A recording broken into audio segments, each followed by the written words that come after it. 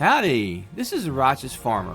I know I can't compete with all these crazy videos we love to watch, but I'm in the mood to make some myself. And just maybe I'll be able to give you some hints and tricks about successful home gardening.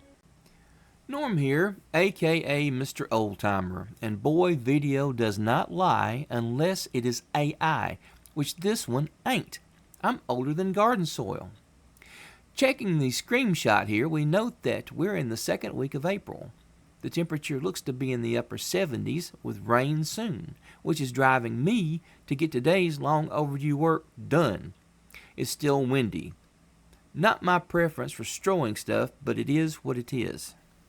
This is video number 2 in our spring edition of Better Living Through Vegetables You Grow Yourself. That's me there just raking away like a happy convict on a work farm. Actually, I'm raking away what's left of the leaves from the last video. We're going to get up to the garden shortly.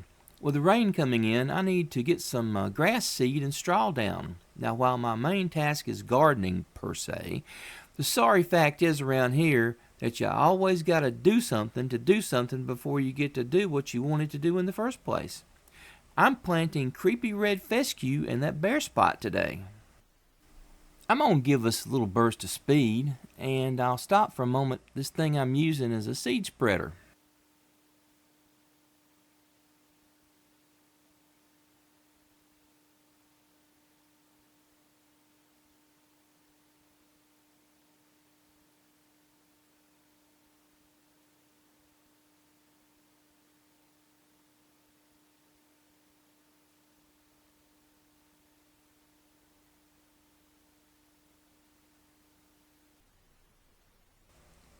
Oh, here we go. Oh, finally. Hey, I don't have back trouble, but I'm old. Getting down is easy. It's getting back up that's hard. And, okay. I'm going to do a little rake action on the seed I just put down right here, you see.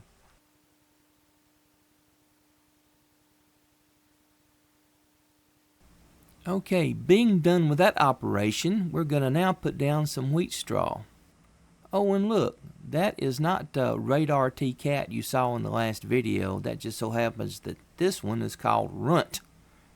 And I believe he's probably Radar's brother, uncle, or something. I don't know.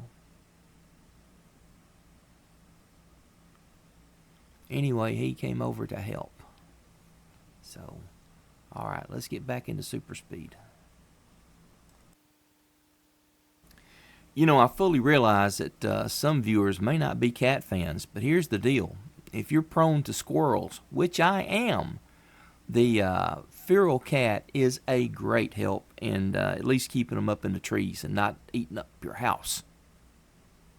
That's a good thing.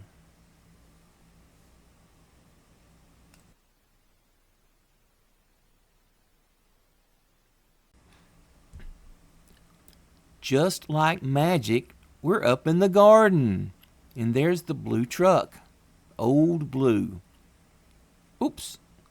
Some brand new pears. Those are canning pears. Will be one day. Usually about August. And I've got some stuff in the back of the truck that we're going to put on the garden.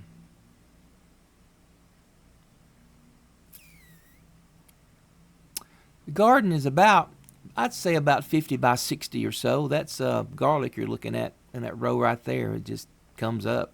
Can't kill it. Volunteers. It's been there for years and years and years. So what that guy's doing in the distance over there, he's loading up his grass spreader with fertilizer. Now, I've never used a grass spreader with a fertilizer before for the simple reason that thing was lost for several years, and I just turned up the other day in the garage. So I said, what the heck, I'll try it. You see, prior to that, if you noticed, I have a cut up plastic soap dispenser thing that I load up, which I will be using later. You'll see that to lay out the rows. But I've always used that. But anyway, I'm going to try the spreader. So, let's see what happens.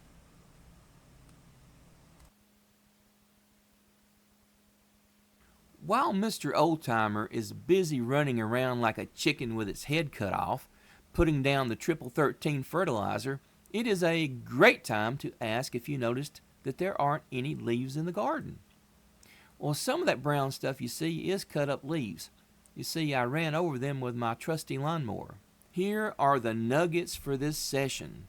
While leaves are the making of your garden, piles of leaves take a long time to break down. For whatever reason, they must be cut up. A cut up leaf incorporated into the soil will break down in 3 weeks, giving your dirt a yummy substructure that worms and roots adore. A pile of leaves left alone might take 3 years to turn into black yummy. And so you say, that's a no-no. And you can't cheat and dig in whole leaves either. They'll take a season to convert anyway. Also, leaves left alone will suck all the nutrients out of the soil when they break down. Oddly enough, fertilizer and pelletized lime must be added to put the nitrogen back into the soil, and the lime is to correct the pH that acidic leaves tend to mess up. And you want to use pelletized lime because white lime is it's a mess. Pelletized lime is best. You know, I did soil test way back, but I have been doing this for so long and know what works that I just bullet on through. If the garden were piled high, I'd use a sack of triple 13 and 2 sacks of pelletized lime. But since I only put down about 3 and 3.5 loads of leaves or so this time around instead of 9, I used about half a sack of fertilizer and 1 sack of lime. Fellow garden person, your mileage may vary, but my measurements are a good starting point for your experimentation to get your garden right on.